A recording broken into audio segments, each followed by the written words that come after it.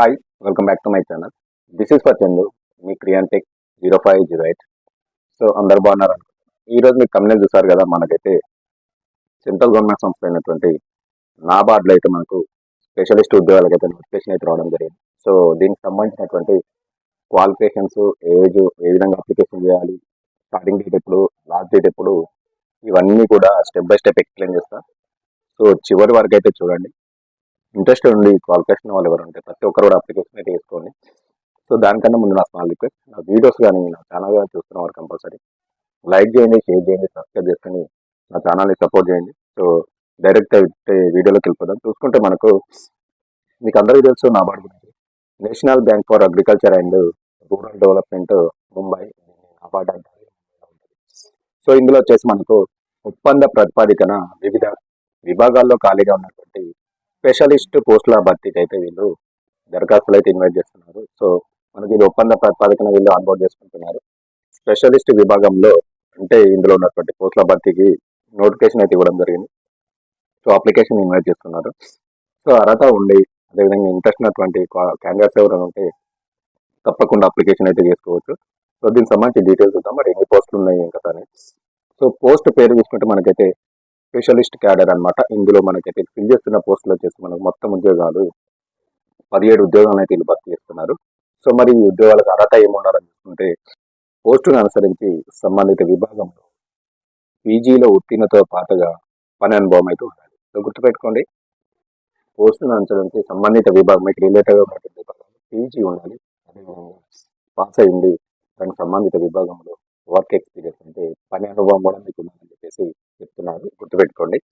అదేవిధంగా వయో పరిమితి, మరి ఏజ్ ఎంతవరకు ఉండొచ్చు ఈ యొక్క ఉద్యోగాలకు మనం అప్లికేషన్ చేయాలి అంటే వివిధ విభాగాల్లో ఉన్నటువంటి పోస్టులను అనుసరించి 2025 డిసెంబర్ 1వ తేదీ నాటికి 23 ఏళ్ల నుంచి దాదాపు 62 ఏళ్ల వరకు అయితే మీరు ఉండొచ్చు.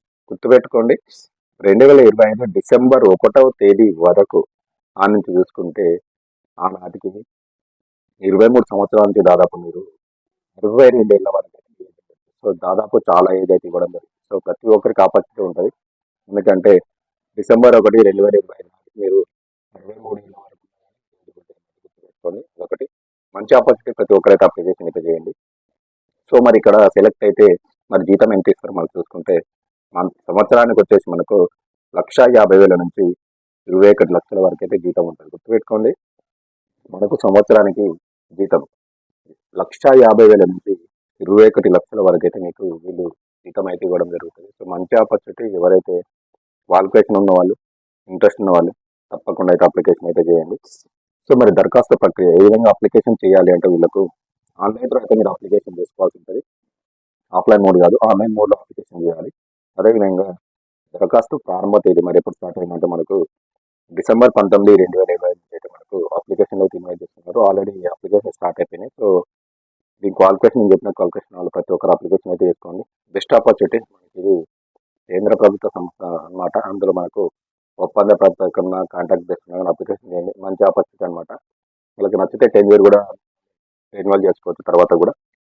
సో ఇది మనకు లాస్ట్ డేట్ ఆఫ్ అప్లికేషన్ చూసుకుంటే మనకు ఎప్పటివరకు ఉందంటే జనవరి 26, 2వ తారీఖు వరకు అయితే ఉండడం జరిగింది.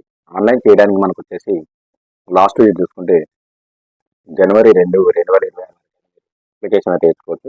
ఇది లాస్ట్ డేట్ అనమాట. తర్వాత నుంచి అయితే అప్లికేషన్లు వెళ్ళి తీసుకోరు, గుర్తుపెట్టుకోండి. సో ఇక్కడ మనకు దరఖాస్తు ఫీజు చూసుకుంటే ఎస్సీ, ఎస్టీ, పీడబ్ల్యూడీ అభ్యర్థులకు అయితే 150 రూపాయలు ఉంది. మిగతా వాళ్ళకు వచ్చేసి మనకు 850 రూపాయలు అయితే మీకు దరఖాస్తు ఫీజు ఉంటుంది. గుర్తుపెట్టుకోండి, ఎస్సీ, ఎస్టీ, పీడబ్ల్యూ వాళ్ళకు వచ్చేసి మనకు 150 రూపాయలు, రిమైనింగ్ వాళ్ళకి వచ్చేసి మనకు 850 రూపాయలు ఫీజు చెల్లించి మీరు అప్లికేషన్ అయితే చేయాల్సి ఉంటుంది. గుర్తుపెట్టుకోండి. సో మరొక ఇంపార్టెంట్ విషయం ఏంటంటే ఇక్కడ ఎంపిక ప్రక్రియ ఎలా జరుగుతుందంటే డైరెక్ట్ ఇంటర్వ్యూ త్రోనే, ఎలాంటి ఎగ్జామ్ అయితే లేదు. గుర్తుపెట్టుకోవాలి, ఇంటర్వ్యూ త్రో మాత్రమే మమ్మల్ని ఎంపిక చేస్తారు. ఎగ్జామ్ అయితే లేదు. సో మంచి ఆపర్చునిటీ. ఎవరైతే నేను చెప్పినటువంటి క్వాలిఫికేషన్ వాళ్ళు, పోస్ట్ సంబంధిత విభాగంలో ఈజీ కంప్లీట్ ఎక్స్పీరియన్స్ ఉన్న వాళ్ళు, అదేవిధంగా 23 సంవత్సరాల నుంచి దాదాపు మనకు 62 ఏళ్ళ వరకు ఉన్న వాళ్ళైతే కంపల్సరీగా అప్లికేషన్ అయితే చేసుకోవచ్చు. సో తప్పకుండా అప్లికేషన్ చేయండి. ఎగ్జామ్ లేదు, ఓన్లీ ఫర్ ఇంటర్వ్యూ అన్నమాట. సో ఇది మంచి ఆపర్చునిటీ. నేను వెబ్సైట్ లింక్ వచ్చేసి డిస్క్రిప్షన్లో ఇస్తాను. అక్కడి నుంచి మీరు ఫర్దర్గా అప్లికేషన్ చేయండి, అటెండ్ అవ్వండి, జాబ్ కొట్టండి. All the best. So information and video వచ్చి కంపల్సరీ నా ఛానల్ని లైక్ చేయండి, షేర్ చేయండి, సబ్స్క్రైబ్ చేసుకొని పక్కన ఉన్నటువంటి బెల్ ఐకాన్ క్లిక్ చేసి పెట్టుకొని సపోర్ట్ చేయండి. Thank you very much. మరొక మంచి జాబ్ అండ్ ఉద్యోగ అండ్ విద్యా సమాచారంతో మళ్ళీ నేను ముందుకు వస్తా. దిస్ ఈజ్ చందు, మీ క్రియాంటెక్ 0508.